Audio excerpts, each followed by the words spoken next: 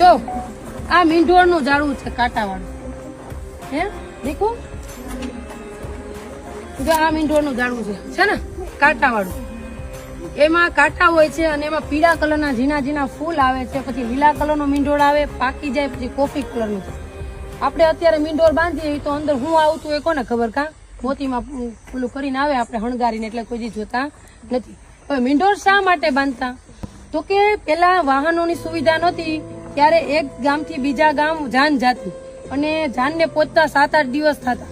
તો વચ્ચે વરરાજો જમતો હોય ને એવું, તો આપણે લગ્ન હોય એટલે કાં ફૂઈ રિહાતી હોય ને કાં કોકનો વાંધો હોય ને, તો એવી રીતે વરરાજાથી કોકનો દુશ્મની હોય તો શું કરે, તો કે વરરાજાના ખોરાકમાં ઝેર મડાવી અને ખવડાવી દે તો વરરાજાનું મૃત્યુ પામે ને.